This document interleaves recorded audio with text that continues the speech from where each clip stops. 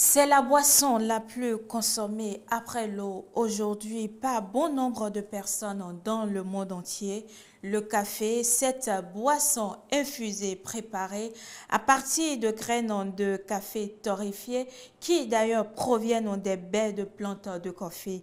Est-il réellement bon pour la santé? La caféine peut-elle stimuler l'énergie et les performances chez son consommateur? C'est ce à quoi s'intéresse notre émission de ce jour. Mais avant d'aller dans le vif du sujet, je vous retrouve tout juste après ceci.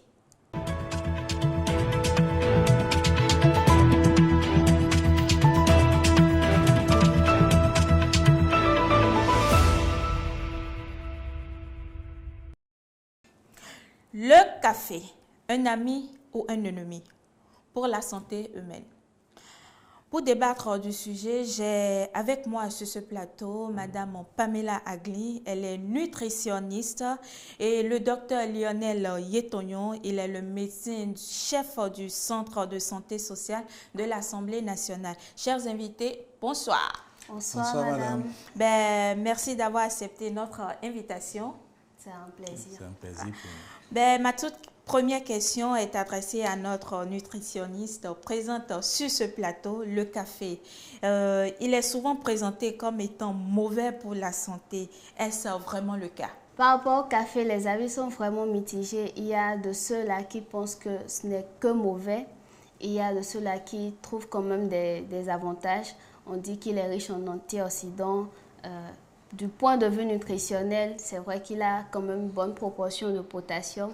Mais à côté, quand on voit tout ce qu'il a comme inconvénient avec sa richesse en caféine, on se demande vraiment si ça vaut la peine de vraiment s'habituer à cette boisson-là. La prise du café. Oui. Alors, docteur, même si le café contient des vitamines bénéfiques pour la santé, cette boisson n'a-t-elle pas d'effet négatif sur le système nerveux? Si oui, lesquels? Je vous remercie pour la question. Oui, le café, comme l'a déjà dit la collègue la nutritionniste, il est constitué de beaucoup d'éléments. Mais l'élément qui est mis en cause ici, c'est la caféine, cette substance-là, qui a un effet addictif sur le cerveau. D'accord. Et qui va faire que ceux qui consomment des boissons fortement dosées en caféine auront tendance à toujours les consommer et à augmenter la dose.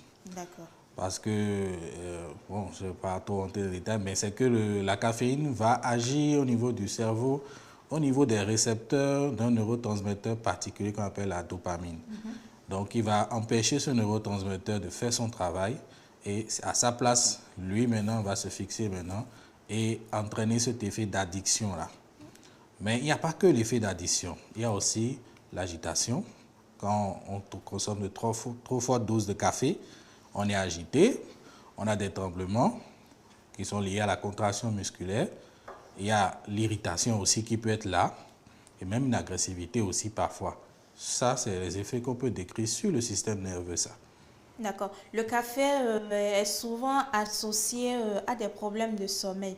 Est-ce une idée ou y a-t-il vraiment une corrélation autour de cette affirmation? Oui, effectivement, le café entraîne une insomnie et la qualité du sommeil, au fait, n'est plus bonne.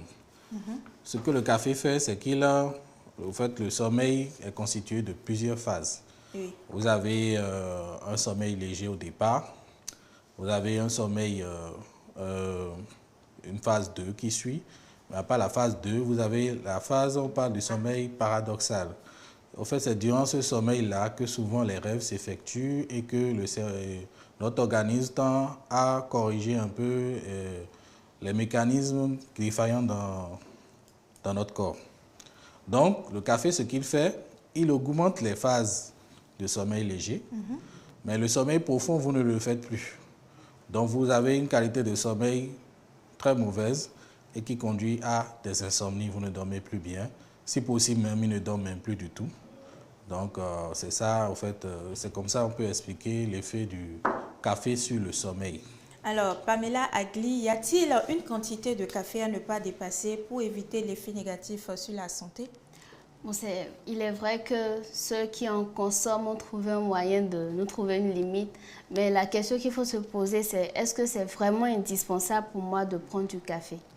C'est la véritable question qu'il faut se poser. Sinon, en vrai, c'est une boisson dont on peut se passer. Mais pour ceux qui en consomment, on recommande de ne pas dépasser 3 tasses par jour. 3 tasses de café par jour. Exactement. Est-ce que c'est Maintenant, ce n'est pas les grandes tasses de chez nous. Quand on parle de 3 tasses, ce sont les petites tasses. Voilà. D'accord. Le café, alors, peut-il aider à perdre du poids? Alors, cette question est vraiment intéressante parce qu'elle revient très souvent en nutrition. En vrai, la seule manière de perdre du poids de manière efficace et durable, c'est de faire un rééquilibrage alimentaire et d'avoir l'activité physique qui est adaptée. Ce n'est pas le fait de consommer Ce n'est pas le fait de consommer le café. Maintenant, ceux qui consomment le café peuvent avoir l'impression de perdre du poids tout simplement parce qu'ils remplacent les repas par le café. Donc, je prends un exemple. La personne prend au petit déjeuner le café, elle n'a pas pris un repas, donc ses apports sont réduits. À ce moment-là, oui, elle va perdre du poids, mais ce ne sera pas de manière durable, puisque dès qu'elle arrête la consommation du café, tout le poids qu'elle a fait l'effort de perdre va revenir, tout simplement. Tout simplement. Alors, docteur, existe-t-il des contre-indications médicinales à la consommation du café? Les études qui ont eu lieu n'ont pas pu prouver l'effet négatif du café. Mais on sait déjà que les personnes ayant déjà des problèmes cardiovasculaires, à savoir l'hypertension, les maladies cardiaques, chez eux, on recommande une consommation moindre de café par rapport à un individu n'ayant pas de pathologie cardiovasculaire. Alors, docteur, existe-t-il des contre-indications médicinales à la consommation du café? Au jour d'aujourd'hui, on n'a pas vraiment de véritables contre-indications. Parce que, comme la collègue nutritionniste le disait, on n'a pas vraiment la preuve d'un véritable effet nocif du café. Et, par exemple, les dernières études sur le café concernant leur interaction avec le cancer n'ont pas été concluantes sur le fait que le café influencerait-il vraiment les tumeurs ou pas. Donc, finalement, la conclusion, c'est que le café n'a pas d'effet sur les tumeurs. L'équipe d'études n'a pas été concluante. Il y a parfois, lorsque vous êtes sous certains produits, le médecin vous interdit de prendre du café. Du café, oui. Il y a les patients qui souffrent de maladies cardiovasculaires déjà. La consommation en café chez eux est limitée. On leur recommande de diminuer leur consommation en café. Et effectivement, il y a des produits qui leur sont prescrits aussi, à cause de cela aussi, on leur dit qu'il faut vraiment qu'ils réduisent leur consommation en café. Je vous propose de suivre cet élément témoin réalisé par la rédaction de télévision Hémicycle sur le café. Quand on parle du café, il y a plusieurs façons d'appréhender le café. Quand on dit petit déjeuner, on dit café généralement, mais il y a café dans café. Il y a le café noir ou bien le café simple sans lait, sans additif. Moi, je prends café au lait. Mais par rapport à mon âge, parce qu'aujourd'hui, je dépasse déjà la cinquantaine et il n'est plus question pour moi de prendre du café noir. Parce que quand on prend du café noir, par le passé, ça fait trembler, ça fait énerver. C'est fort quoi. En un mot, c'est fort. Quand tu prends le café noir, c'est comme si tu bois. Il n'y a pas de différence entre café noir et le boisson au fait. Ça fait exactement la même chose quand on prend de l'alcool. D'abord le café, ça te fait énerver. Ça donne la vigueur. Et mine de rien, si tu ne manges pas, ça produit les mêmes effets comme l'alcool. Selon moi, ma compréhension. Je prends du café juste pour le plaisir.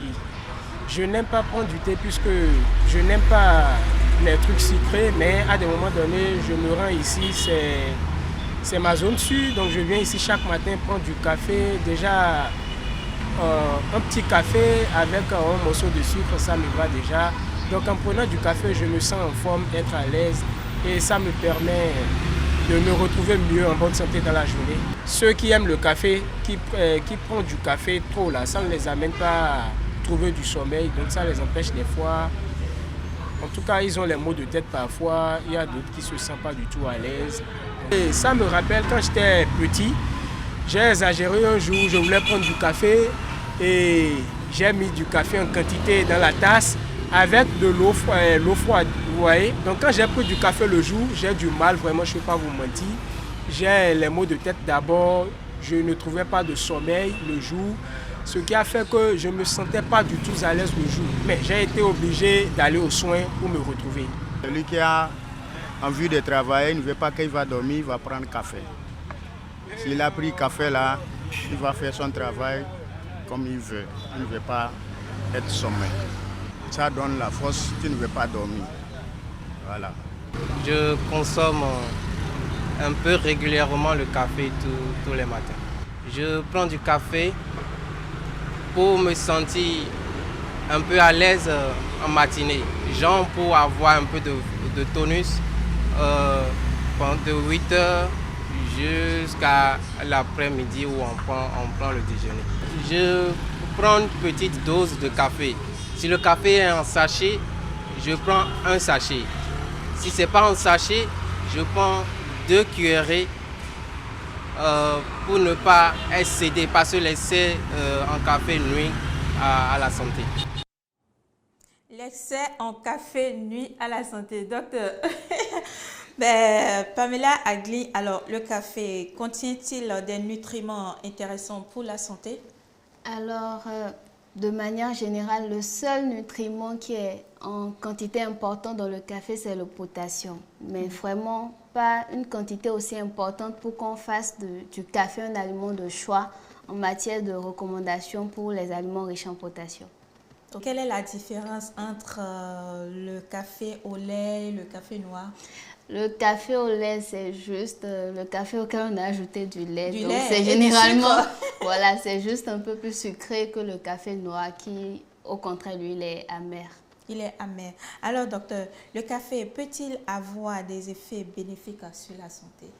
Oui, le café peut avoir des effets bénéfiques, consommer modérément, dans les doses recommandées. De donner feu vert à tous ceux qui consomment le café, là. Ben, je Oui, ne sais pas. au fait, ce que je disais au début de l'émission, c'est les avis sont partagés.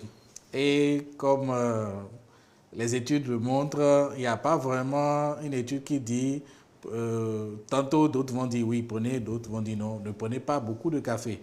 Bon, tout ce que moi je dis, c'est qu'il faut consommer modérément. Et les effets bénéfiques du café sont connus. Par exemple, on a dit le café, par son effet sur le cerveau, c'est un effet de stimulation. Donc, comme on l'a vu dans le reportage, ça permet de rester plus longtemps en éveil. Et il a parlé aussi de virilité, hein? Ah, bon. Ah ouais.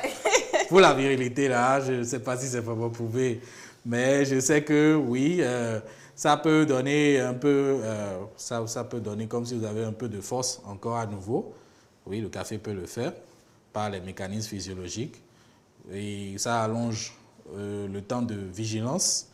Donc, vous ne tombez pas tout de suite dans le sommeil quand vous avez des programmes qui doivent durer. Aussi, bon, et l'autre effet bénéfique, c'est que le café, même si c'est pas totalement, tout le monde n'est pas unanime, on reconnaît qu'il agit sur le métabolisme des lipides, des acides gras, et qu'il entraîne la fonte du tissu lipidique. Donc, ce faisant, il peut faire perdre un peu de poids, donc, en dépit de ce que nous connaissons déjà sur le café. Alors, docteur, à partir de quel âge doit-on laisser un enfant prendre du café? Déjà, sur le plan médical, je n'ai pas trop de repères. Je n'ai pas trop de repères parce que tout ce que je peux dire, c'est déjà, faut pas qu'un enfant en très bas âge consomme du café. Pourquoi? Parce que la consommation excessive du café, on a déjà dit, agit sur le cerveau. Et vu que le cerveau est en développement en bas âge, ça peut interagir et entraîner des effets. Mais il n'y a pas eu d'études qui l'ont prouvé. Qui démontrent cela. Donc à partir de là, moi j'ai une opinion personnelle, c'est-à-dire pour moi il vaut mieux attendre l'âge adulte pour pouvoir prendre du café. Consommer le café. Le café, parce que je ne vois pas trop quelle activité avant l'âge adulte que nous aurons à faire qui va nécessiter que nous consommions du café pour rester en éveil ou bien pour...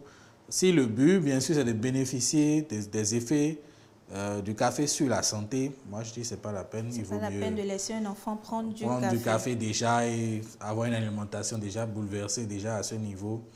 Je ne le recommanderais pas. D'accord. Alors, Pamela Aglin, quelles sont les qualités de café qu'il faut consommer? C'est vrai, nous voyons du café qui est en sachet.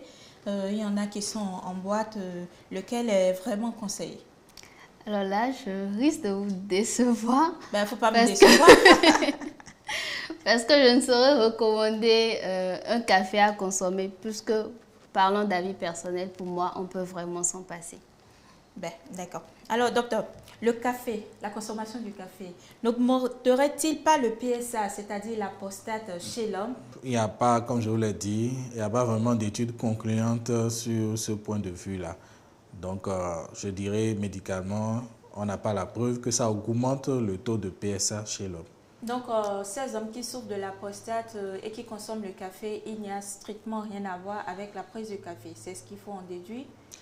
Il pourrait avoir quelque chose. Au fait, ce n'est pas en tant que tel lié, c'est lié aux conséquences de l'hypertrophie de la prostate. C'est-à-dire, je pense ceux qui souffrent d'hypertrophie de prostate ou de cancer de la prostate, il y a déjà dans les signes des troubles urinaires qui les obligent à uriner. Pour uriner, ils ont des difficultés à pousser, à uriner. Donc, ils poussent pour pouvoir uriner. On appelle ça la dysurie. Ils peuvent avoir aussi d'autres troubles urinaires si une infection s'associe, comme avoir envie d'uriner fréquemment, tout ça. Or, déjà, le café a aussi, dans ses effets, des effets sur l'appareil urinaire. Il entraîne une envie aussi fréquente d'aller uriner. Il augmente la diurèse, donc vous allez beaucoup plus uriner quand vous prenez du café. Alors, qu'en est-il de la femme qui parle d'homme, parle de femme? Il y a aussi des femmes qui consomment du café. La prise du café par les femmes, est-ce que cela pourrait engendrer des inconvénients sur sa santé? Par exemple, des fausses couches pour les femmes enceintes, l'infertilité, les troubles hormonaux. Qu'est-ce qu'il en est concrètement en ce qui concerne la femme? Que ce soit la femme enceinte et la femme tout court. Si je dois m'appuyer sur le peu d'études qu'il y a eu sur le café, les gens sont encore plus restrictifs quand il s'agit de la femme enceinte. Et on ne permet pas qu'il y ait d'études sur la femme enceinte ou sur l'enfant. Donc là, je n'ai pas vraiment d'argument pour pouvoir dire que ça a un effet particulier sur le fait de provoquer des fausses couches ou sur la grossesse en particulier. Mais pour la femme, tout comme pour l'homme, les effets sont pareils. C'est-à-dire la femme aussi aura les mêmes effets de stimulation sur le système nerveux, comme on l'a dit tout à l'heure, augmentation de la vigilance, comment on appelle, tremblement, irritation et des troubles urinaires aussi, envie d'uriner fréquemment, et aussi des troubles digestifs aussi dont on n'avait pas parlé. Ils peuvent avoir de diarrhée. Quand on prend trop de café, on peut faire de la diarrhée. Donc, autant d'effets. Les effets sont similaires chez la femme comme chez l'homme. Pamela, une autre question pour vous. Quelle est la différence entre le café et le thé? Merci pour la question. La différence, c'est que le café est obtenu à partir des grains. Or, le thé, c'est juste des feuilles qu'on fera infuser. En parlant de thé, il n'y a pas uniquement les feuilles. Nous avons aussi ces petits milos, etc. Moi, je les classe dans la catégorie du thé. Je ne sais pas si je me trompe. En tant que nutritionniste...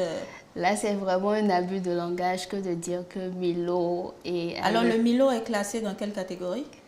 C'est toujours le café? Non, ce n'est pas du café, mais ce n'est pas du thé. C'est pas du thé.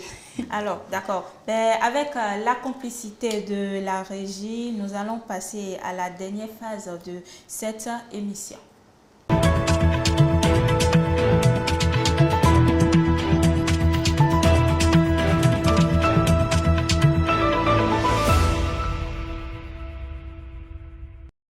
Pamela Aglin, je rappelle, vous êtes nutritionniste et la question que je m'en vais vous poser est de savoir si vous devez donner des conseils à nos téléspectateurs autour de ces personnes qui consomment du café. Qu'est-ce que vous pourriez leur dire? Il y a plusieurs raisons qui poussent les gens à consommer du café. La réalité est que d'un point de vue nutritionnel, on n'entendrait pas un nutritionniste recommander à quelqu'un de prendre du café. Donc, c'est en fonction des raisons pour lesquelles les personnes prennent du café qu'on saurait leur dire comment remplacer ça. On a remarqué que de manière générale ici au Bénin, le café ou le thé, par abus de langage, est devenu le petit déjeuner. Alors que chez nous, il y a tellement de repas, tellement d'aliments qu'on pourrait prendre. Comme quoi? Les bouillies, franchement, c'est beaucoup mieux que le café déjà. D'accord.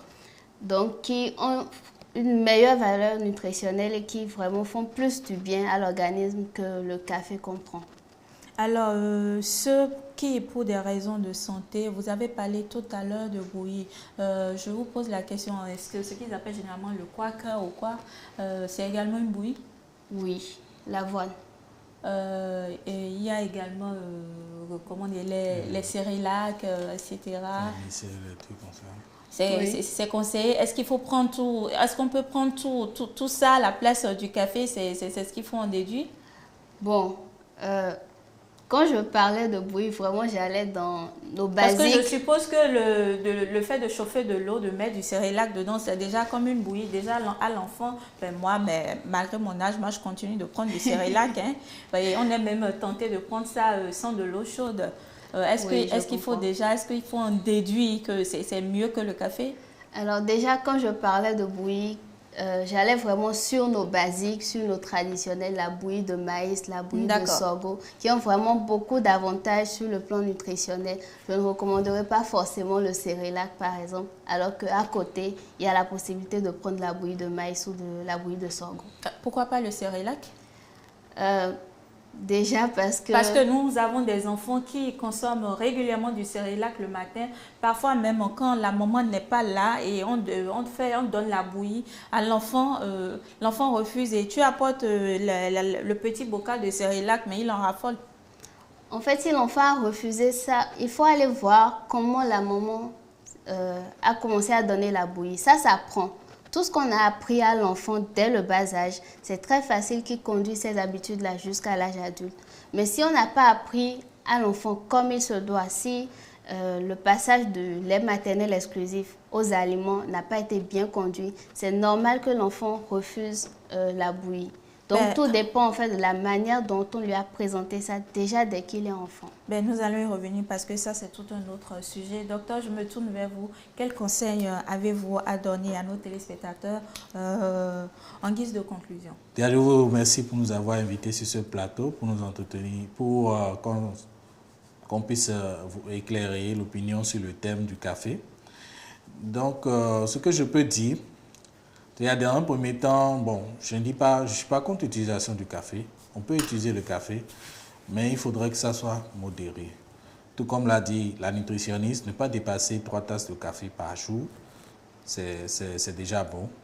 Et aussi, les cafés qui sont censés contenir beaucoup de caféine, il faut encore revoir cette dose-là pour éviter les effets négatifs du café sur l'organisme. C'est ce que je peux conseiller, ça. Merci, docteur. Je rappelle que vous êtes médecin-chef du Centre social de l'Assemblée nationale et Pamela Aglin, vous êtes nutritionniste. Chers amis téléspectateurs, c'est la fin de notre émission de ce jour. Nous avons parlé du café, nous avons parlé du bienfait, tout comme de tout ce que le café pourrait engendrer comme mauvaise action sur la santé humaine. J'étais avec le docteur Yetoyon, la nutritionniste Pamela Aglin. Merci à vous et à la prochaine pour un autre numéro.